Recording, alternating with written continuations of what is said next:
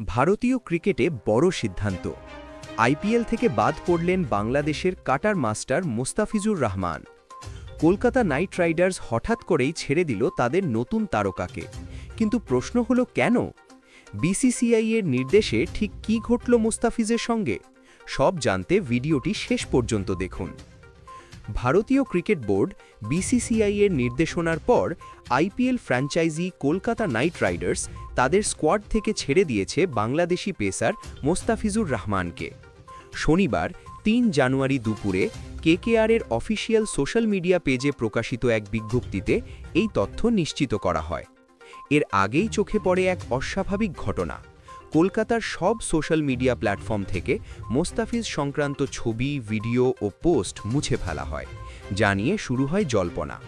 কেকেআরের বিজ্ঞপ্তিতে বলা হয়, আইপিএলের নিয়ন্ত্রক সংস্থা বিসিসিআই আসন্ন মৌসুমের আগেই মোস্তাফিজদের দল থেকে ছেড়ে দেওয়ার নির্দেশ দেয়। বোর্ড সচিব দেবজিৎ সাইকিয়া জানান, সাম্প্রতিক পরিস্থিতি বিবেচনায় এই সিদ্ধান্ত নেওয়া হয়েছে। কলকাতা চাইলে মোস্তাফিজের বদলে নতুন খেলোয়াড় নেয়ার অনুমতিও পাবে। অর্থাৎ এটি শুধু ফ্র্যাঞ্চাইজির সিদ্ধান্ত নয়, এর পেছনে ছিল সরাসরি বোর্ডের নির্দেশ। ভারতীয় গণমাধ্যম বলছে, বাংলাদেশে ধর্মীয় সংখ্যালঘুদের ওপর সহিংসতার খবর সামনে আসার পর মোস্তাফিজের আইপিএল চুক্তি নিয়ে ভারতে বিতর্ক শুরু হয়। এই ইস্যুতে প্রথমে বিসিসিআই অপেক্ষা ও পর্যবেক্ষণ নীতি নিলেও শেষ পর্যন্ত কঠোর সিদ্ধান্ত নেয়। এর ফলে 2026 আইপিএলে মোস্তাফিজের খেলা আপাতত অনিশ্চিত হয়ে পড়ল। উল্লেখ্য, এবারই প্রথম কলকাতা নাইট রাইডার্সের হয়ে খেলার সুযোগ পেয়েছিলেন মোস্তাফিজ। এর আগে তিনি 5টি ভিন্ন দলের হয়ে 8 মরশুম আইপিএলে খেলেছেন। সব মিলিয়ে 30 বছর বয়সী এই বাঁহাতি পেসার নিয়েছেন 65টি উইকেট। 2016 সালে অভিষেক মরশুমেই তিনি নির্বাচিত হন আইপিএলের সেরা উদীয়মান খেলোয়াড়। তাহলে প্রশ্ন থেকেই যায়, এই সিদ্ধান্ত কি শুধু ক্রিকেটীয়, নাকি এর পেছনে আছে বড় কোনো রাজনৈতিক বা সামাজিক প্রভাব? মোস্তাফিজ কি আবার আইপিএলে ফিরতে পারবেন, নাকি এটি তার আইপিএল ক্যারিয়ারের বড় ধাক্কা?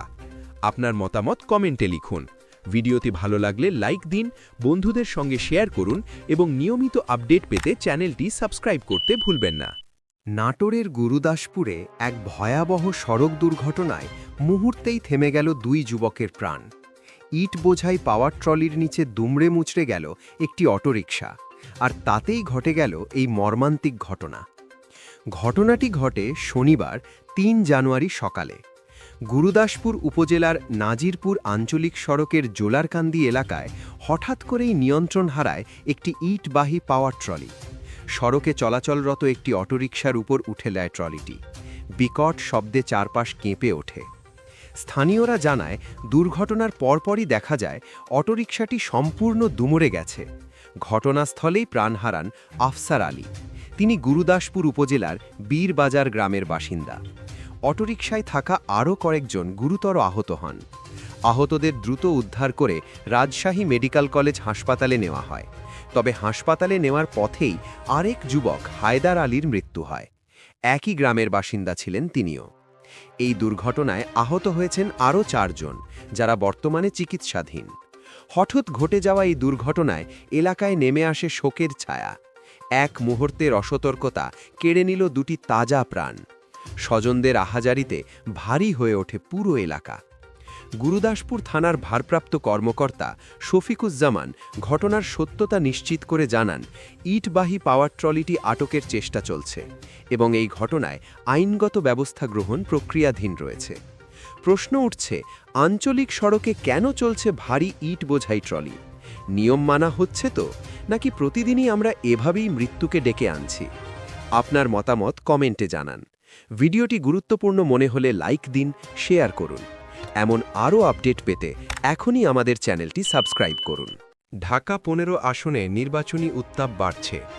বাংলাদেশ জামায়াতে ইসলামীর আমির ডাক্তার শফিকুর রহমানের মনোনয়নপত্র নিয়ে যে আলোচনা চলছিল, আজ সেটির চূড়ান্ত সিদ্ধান্ত এসেছে। মনোনয়নপত্র বৈধ ঘোষণা করেছে নির্বাচন কমিশন। বিস্তারিত জানতে ভিডিওর শেষ পর্যন্ত আমাদের সাথেই থাকুন। আসন্ন জাতীয় সংসদ নির্বাচনে ঢাকা 15 আসনে জামায়াতে ইসলামীর আমির ডাক্তার শফিকুর রহমানের দাখিল করা মনোনয়নপত্র বৈধ ঘোষণা করা হয়েছে। শনিবার দুপুরে মনোনয়নপত্র যাচাই বাছাই শেষে ঢাকার ১৩টি সংসদীয় আসনের রিটার্নিং কর্মকর্তা ও ঢাকা বিভাগীয় কমিশনার শরফুদ্দিন আহমেদ চৌধুরী এ ঘোষণা দেন।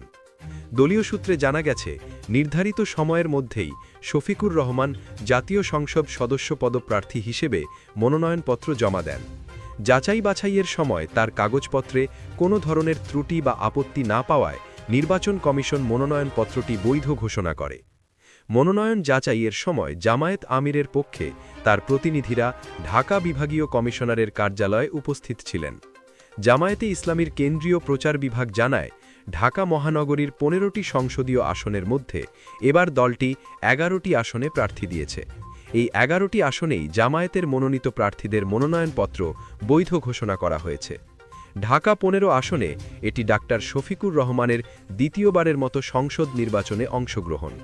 এর আগে ২০১৮ সালের নির্বাচনে তিনি জাতীয় ঐক্য ফ্রন্টের প্রার্থী হিসেবে ধানের শীষ প্রতীকে প্রতিদ্বন্দ্বিতা করেছিলেন। এবার তিনি জামায়াতের দলীয় প্রতীক দাড়িপাল্লা নিয়ে নির্বাচনে অংশ নেবেন। উল্লেখ্য, তার স্ত্রী আমেনা বেগম অষ্টম জাতীয় সংসদে সংরক্ষিত নারী আসনের সংসদ সদস্য ছিলেন। ঢাকা ১৫ আসনে ডাক্তার শফিকুর রহমানের প্রার্থিতা নিয়ে এখন শুরু হল নতুন রাজনৈতিক সমীকরণ। এই আসনে ভোটের মাঠে কি হতে যাচ্ছে সেদিকেই এখন সবার নজর। আপনার মতামত কি? কমেন্টে লিখে জানান। ভিডিওটি ভালো লাগলে অবশ্যই লাইক দিন, বন্ধুদের সাথে শেয়ার করুন। বাংলাদেশের রাজনীতিতে আবারও তীব্র বিতর্কের ঝড়। দেশের সাবেক প্রধানমন্ত্রী বিএনপি চেয়ারপারসন বেগম খালেদা জিয়াকে নিয়ে বিস্ফোরক মন্তব্য করেছেন বিএনপির সিনিয়র যুগ্ম মহাসচিব রুহুল কবির রিজভী। তিনি দাবি করেছেন, আওয়ামী লীগ পরিকল্পিতভাবে বেগম জিয়াকে মৃত্যুর দিকে ঠেলে দিয়েছে। কি বললেন রিজভী? কেন এমন অভিযোগ? চলুন বিস্তারিত জানি। শনিবার ৩ জানুয়ারি বিকেলে জাতীয় প্রেস ক্লাবে অনুষ্ঠিত হয় বেগম খালেদা জিয়ার রুহের মাগফেরাত কামনায় এক দোয়া মাহফিল। সেখানেই বক্তব্য দিতে গিয়ে রুহুল কবির রিজভী বলেন, জেলখানায় বেগম খালেদা জিয়াকে পর্যাপ্ত চিকিৎসা দেওয়া হয়নি। এটি ছিল একটি পরিকল্পিত সিদ্ধান্ত। তিনি আরও অভিযোগ করেন, কারাবন্দী অবস্থায় বেগম জিয়ার ব্যক্তিগত চিকিৎসকদের ওপর নজরদারি চালানো হতো। ডিজিএফআই ও এনএসআই এর মাধ্যমে চিকিৎসকদের ভয়ভীতি ও হুমকি দেওয়া হয়েছে বলেও দাবি করেন রিজভী।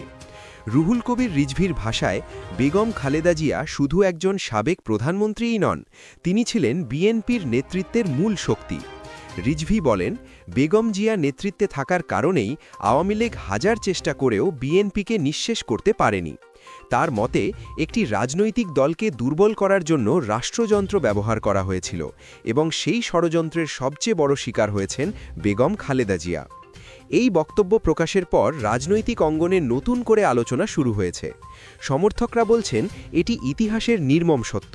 অন্যদিকে বিরোধীরা একে রাজনৈতিক বক্তব্য বলেই দেখছেন।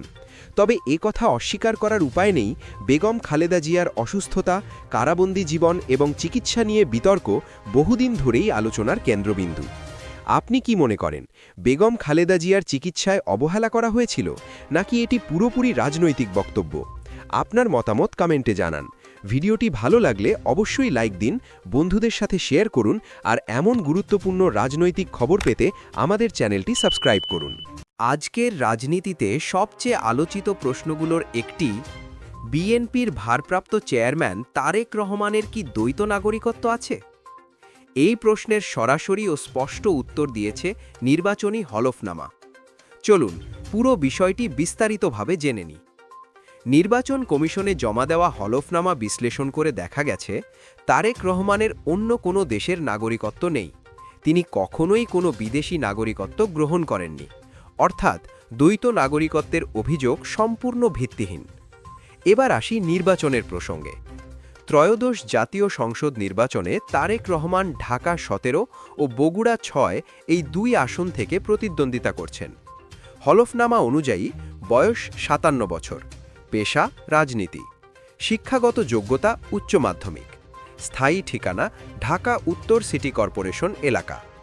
এখন সম্পদের হিসাব শুনলে অনেকেই অবাক হবেন। ২০২৫-২৬ করবর্ষ অনুযায়ী তারেক রহমানের মোট সম্পদের পরিমাণ প্রায় ১,৯৭,০০,০০০ টাকা। এর মধ্যে ব্যাংকে জমা ও নগদ ৩১ লাখ টাকার বেশি, শেয়ার ও বন্ড ৬৮ লাখ টাকা, এফডিআর প্রায় ৯০ লাখ টাকা, আসবাবপত্র ও অন্যান্য সম্পদও বিস্তারিতভাবে উল্লেখ করা আছে।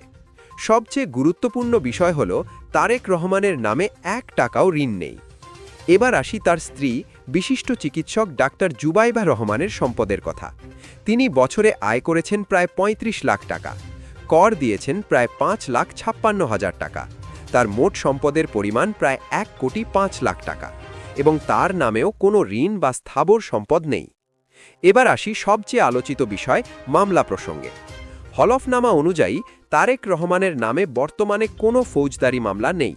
২০০৪ থেকে ২০১৫-র মধ্যে দায়ের হওয়া ৭৭টি মামলা খালাস, প্রত্যাহার, খারিজ অথবা অব্যাহতির মাধ্যমে নিষ্পত্তি হয়েছে।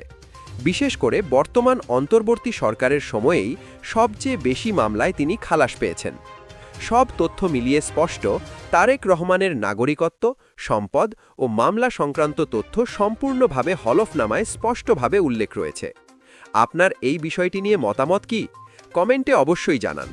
ভিডিওটি ভালো লাগলে লাইক দিন, গুরুত্বপূর্ণ মনে হলে শেয়ার করুন, আর প্রতিদিন নির্ভরযোগ্য ও বিশ্লেষণধর্মী খবর পেতে চ্যানেলটি এখনই সাবস্ক্রাইব করুন।